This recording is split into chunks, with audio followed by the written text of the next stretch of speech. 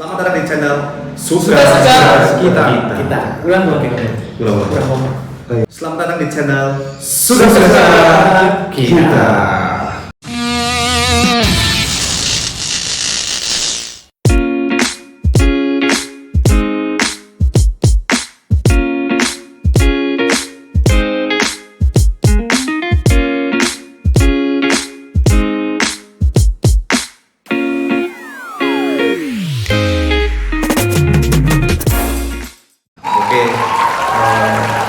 Pada episode yang pertama ya, terkait dengan episode dari channel Suka kita. Dan latar belakang kita, perkenalkan saya Iqbal Hakim Wijaya, mahasiswa S2 dari Universitas Jenderal Sudirman, mahasiswa sosiologi S2. Oke, kemudian ada Mas Wiwit, Mahasiswa S2. Kita satu kelas, guys. Mas Ruli. Kalau saya Gianvin Ruli Arahman, saya dari Universitas Jenderal Sudirman, S2 Kamis kelas. Lalu satu lagi teman kami. Ya, saya Muhammad Yusuf sama Magister Sosiologi, satu kelas juga dan tentunya satu kerjaan juga. Oke, pada episode ini dengan tema, kita mengambil tema terkait dengan pertukaran sosial dari George Homans dan Peter Blau. Terkait dengan pertukaran sosial lagi nanti ada temanya juga ya Mas ya, terkait mengapa si PNS ini memiliki IQ yang tinggi tapi minim inovasi. Oke, pembahasan pertama kita langsung saja. Apa sih Mas terkait pertukaran sosial menurut si Homans ini? Pertukaran sosial menurut George C. Homans itu lebih menekankan pada interaksi antar individu. Jadi antar individu aja, individu dengan kelompok atau ya dua individu lah ya. Dalam konteks yang sederhana, jadi dia mengamati hubungan sosial sebagai pertukaran perilaku yang menghasilkan imbalan, reward dan punishment, imbalan atau hukuman. Jadi cuman menghitung untung ruginya aja. Dengan asumsi dasar itu Homans menggunakan pendekatan behavioristik. Pendekatannya behavioristik karena lebih mikro hubungannya antar individu, jadi lebih mikro ya, individual banget lah gitu. Jadi cuman konsep utamanya itu reward dan cost, profit, lalu distributive justice. Kalau reward dan cost itu maksudnya individu termotivasi untuk mencari imbalan yang maksimal dengan biaya serendah mungkin. Lalu kalau profit itu individu mencari keuntungan atau selisih antara imbalan yang diterima dan biaya yang dikeluarkan. Lalu distributive justice itu pertukaran sosialnya itu dianggap adil jika kedua belah pihak merasa seimbang, sama-sama untung atau sama-sama rugi antara apa yang mereka berikan dan apa yang mereka terima. Ya sebenarnya cuman individual banget lah. Cuman misal saya sama Mas Iqbal berinteraksi, lalu ada kerjasama, lalu saya mikir untung rugi, saya punya keuntungan apa sih saya bekerja sama dengan Mas Iqbal, ataukah saya kalau rugi saya berhenti, kalau untung saya lanjut terus interaksinya dengan Mas Iqbal, kerjasamanya mungkin seperti itu ya. Terus kalau dihubungkan langsung dihubungkan ini ya, dihubungkan dengan yang PNS. Kalau misalnya PNS itu kurang inovatif gitu menurut orang-orang kebanyakan, jadi mungkin ya karena ada ya itu, misal seorang PNS yang masih levelnya staff diberi arahan oleh pimpinan atau perintah, ya mikir juga imbalannya apa ke depan, terus karirnya bagaimana, terus pendapatnya diterima atau tidak, itu seperti itu. Kalau misalnya pendapatnya diterima, lalu inovasinya dijalankan, lalu ternyata menguntungkan, ya itu kan dia dapat merasa kepuasan sendiri. Nah dari pihak atasan juga nanti pada saat tidak dikasih usulan itu biasanya mikir ini kelebihannya apa, kekurangannya apa, itu seperti itu. Kalau misalnya ternyata butuh cost tinggi, inovasi itu nggak jadilah, nggak usah dilakukan gitu. Misal seperti itu, karena ya yang sudah ada mungkin nyaman gitu kan bisa. Oke, terima kasih Mas Ruli. Gitu, Ya, selanjutnya George C. Humans gitu ya. Mungkin Mas Yusuf bisa sedikit jelaskan Mas terkait dengan George Humans ini, mungkin apa sih ajaran atau teori dari Humans ini yang meneruskan dari ini ya Peter Blau, Ya. Peter Blau, kritiknya dia terhadap Peter Blau. Kemudian ada apa sih yang dia tambahkan dari teori pertukaran sosial ini?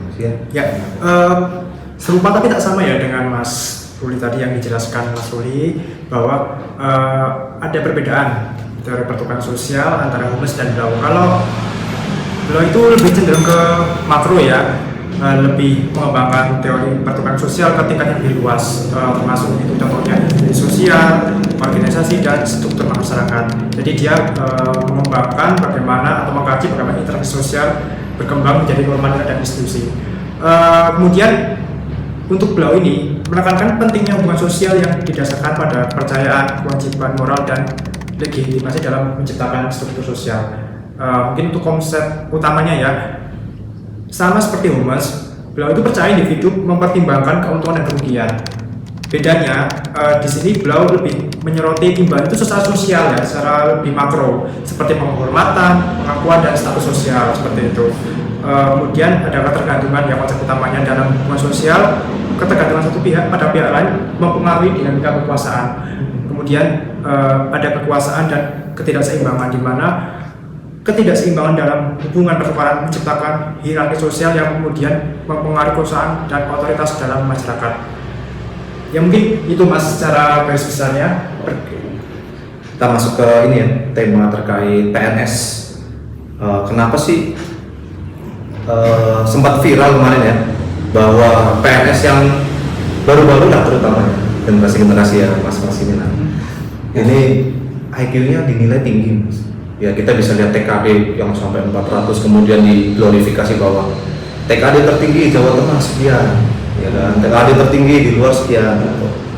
Tapi ada fenomena Mas yang kita bisa amati bersama, bahwa kenapa yang IQ tinggi ini malah inovasi yang malah lebih ke mengikuti sistem yang sudah ada seperti itu kan.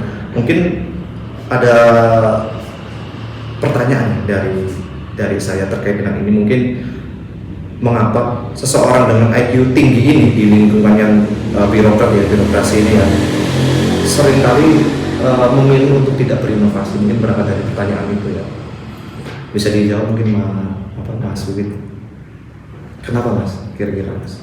Kalau menurut saya, ini Mas, ini menurut pandangan saya ya, ini kan PNS itu orang-orang bilang itu adalah pekerjaan yang tradisional banget gitu, Mas. Dan tradisional banget itu bahkan anak-anak Gen Z itu cenderung lebih memilih untuk tidak bekerja pada sektor pemerintahan. Kalau yang lihat dari fenomena kita di medsos kan banyak Gen Z yang memandang sebenarnya apa sih kerja di PNS buat apa sih gitu kan, pikiran mereka itu bahwa kerja PNS itu terlalu sistematis apa ya, terlalu, jadi jiwa-jiwa Gen Z itu kan kalau orang bilang seperti strawberry itu terlihat lembek gitu, tapi rasanya kecut gitu. Dan banyak juga kasus-kasus yang perusahaan-perusahaan yang memecat massal kemarin ya, anak-anak Gen Z itu gitu. Jadi kenapa kok di kantor sendiri padahal IQ-nya tinggi gitu ya, kita kan yang penerimaan tahun lalu kan tinggi-tinggi itu SKD, TKD itu, tetapi minim sekali kontribusi dalam hal inovasi gitu. Kalau menurut saya ada ketidaknyambungan gitu, terlalu ada gap jarak antara pegawai lama dan pegawai baru menurut saya. Jadi pegawai lama itu cenderung lebih tradisional banget gitu cara kerjanya kan. Kalau orang bilang kalau PNS itu kerja datang jam tenggo gitu ya, jam 4 pulang deh gitu. Tapi kalau anak-anak sekarang kan enggak seperti itu. Jadi anak sekarang itu butuh sesuatu yang lebih modern gitu, sesuatu yang lebih inovasi, cuman tidak nyambung antara karyawan lama dan karyawan baru itu belum ada match gitu kalau menurut saya sih. Terus juga lebih cenderung kalau anak-anak baru itu misalkan dia mengusulkan sebuah inovasi baru nih, misalkan di kantor yang awalnya bekerja dengan kertas gitu, harus laporan ada kertas, terus tiba-tiba si anak baru itu membuat inovasi semua serba digital. Digitalisasi birokrasi ya. Betul. Nah, kebanyakan kasus-kasus di kantor itu kalau bahasa Jawanya itu usul mikul, Mas. Jadi dia yang ngusul, ya udah dia yang ngerjain gitu, kita ngerjain sendiri, capek sendiri gitu, nggak, ya sebenarnya kenapa, gimana ya bisa kayak gitu, karena mungkin kurang ada dukungan yang didukung sih didukung, cuman support, benar-benar support dalam hal pekerjaan itu harusnya kan kerja bareng gitu. Ya, mungkin Seperti awalnya itu. gitu ya. Luar biasa tadi Mas Wiwin. Berarti terkait dengan yang pertama gap yang terlalu jauh antara pegawai senior dengan yang muda. Kemudian apa tadi istilahnya? Usul mikul, siapa yang mengusulkan suatu inovasi, dia yang mengemban beban tugasnya oleh dia sendiri gitu ya, kurang ada support dari pimpinan seperti itu ya. Mungkin ada nggak sih Mas resiko terhadap terhadap si pengusul inovasi itu? Mungkin dalam satu kebijakan dari pimpinan ya, satu kebijakan kemudian dikritik nih menurut pegawai-pegawai yang mungkin yang muda itu, wah ini kalau dibikin kebijakan kayak gini malah makin ribet. Nah biasalah generasi Z kan memang seperti itu ya, milenial dan Z lah lebih suka yang efektif dan efisien, tapi beberapa kebijakan kan kita tahu lah ada yang agak ribet sedikit gitu kan ya, kita nggak tahu sih di belakangnya seperti apa, tapi kan intinya seperti itu. Mungkin ada resiko nggak sih untuk pegawai-pegawai yang memberikan inovasi ini? Jadi kalau menurut saya ya, jadi orang-orang yang mengusulkan inovasi biasanya tidak mudah diterima oleh atasan ataupun seniornya, karena inovasi ini kan memerlukan perubahan dan menyebabkan konflik juga. Nah, terus di dalam konflik itu atau sebelum ada perubahan pasti ada pemikiran bahwa ini seberapa menguntungkannya, seberapa merugikannya. Terus kalau misalnya ini dipaksakan oleh si pengusul inovasi, bisa jadi dia malah akan mengerjakan semuanya sendiri. Resikonya seperti itu salah satunya ya. Mungkin ada resiko-resiko yang lain, misalnya ada yang nggak suka, terus nanti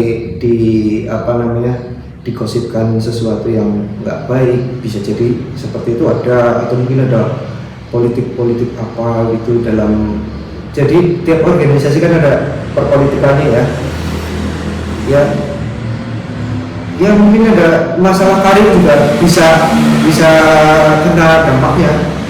Kalau misalnya memang inovasinya diterima dengan baik oleh organisasinya, mungkin bisa jadi karirnya bisa cepat naik. Tapi kalau nggak diterima atau mungkin ditolak oleh banyak orang, dia malah bisa jadi malah diminggirkan karena selalu bikin menyusahkan lah dianggapnya mungkin ya. Oke, resikonya itu ya Mas ya? Kemungkinan ya. Sedikit berpandangan Mas, kalau saya tuh mikir gini Mas, sebetulnya pertukaran sosial ini sudut pandang yang cukup penting ya, karena buat mengelola konflik. Jadi kayak kita ini kan di PNS terikat sama negara ya, ya ada sisi pengabdian juga ada pastinya gitu kan, dan negara pun nggak bisa mengcover semuanya gitu, perlu ada itu. Tapi ada beberapa sisi yang menurut saya itu penting, bahwa pimpinan punya kebijakan terkait pertukaran sosial, di mana anak-anak atau anak buahnya atau bawahan-bawahan dia itu ketika mengerjakan sesuatu yang sifatnya tugas tambahan ya, perlu Mas reward dan punishment itu menurut saya perlu itu. Yaitu ada nilai yang dipertukarkan di situ kan. Ketika kita ada beban lebih, ya ada rewardnya gitu. Jangan apa ya? Jangan asal perintah.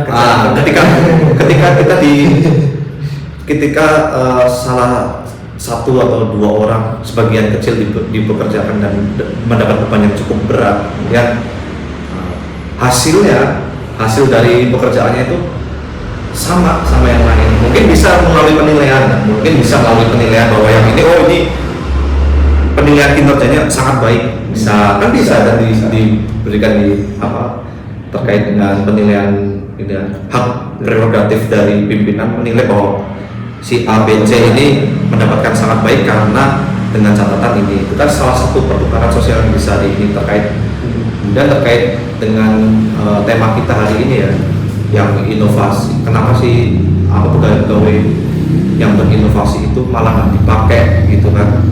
Ya menurut saya tadi sih Mas Wiwit mengatakan gap, ya Mas Wiwit mengatakan gap terlalu jauh, dan mungkin kalau menurut saya itu pemimpin ini belum memahami terkait dengan teori pertukaran sosial. Kemudian yang kedua, masih ada pemikiran ini ya, sudut pandang struktural fungsional, ya bahwa kritik itu sebenarnya kan membangun organisasi,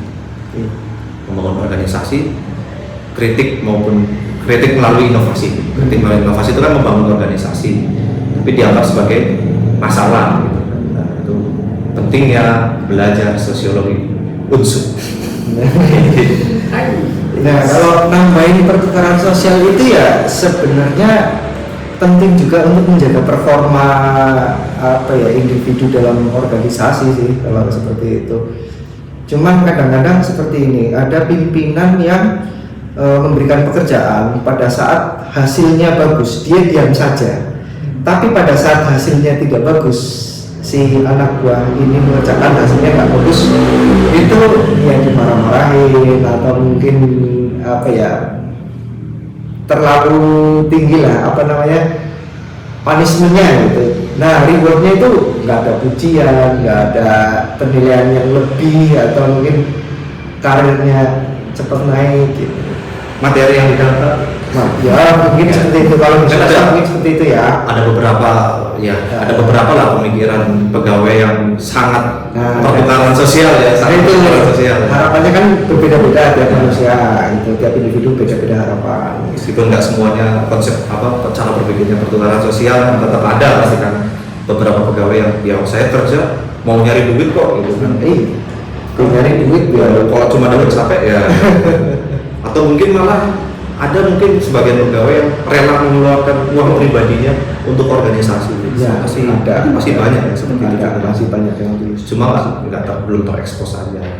Karena tadi juga kan pertukaran yang didapat itu bukan sekedar materi gitu ya, kayak Bro bilang kan ujian juga termasuk hal yang kita terima juga dari pimpinan, ujian sebagai manusia mungkin ya. Jadi kesimpulan yang saya dapat ya Mas ya, belajar pertukaran sosial ini di lingkup kita ini sangat penting Mas, terutama di pelayanan masyarakat, kemudian di dunia birokrat ya, di kantor. Karena apa? Karena dengan belajar pertukaran sosial ini nanti kebijakan itu lebih diharapkan bisa lebih adil terhadap bawahan, dan pada akhirnya inti dari pekerjaan kita terkait pelaksanaan pelayanan terhadap masyarakat itu bisa optimal dan efektif. Bagaimana pertukaran sosial ini mengoptimalkan kinerja pegawai-pegawai yang bekerja, terutama yang di tataran bawah ya, di kita ini pelaksana inilah. Oke, podcast yang sangat menarik. Tunggu kami di podcast selanjutnya. Masih bersama kami di channel Sukses Kita. Terima kasih. Bye.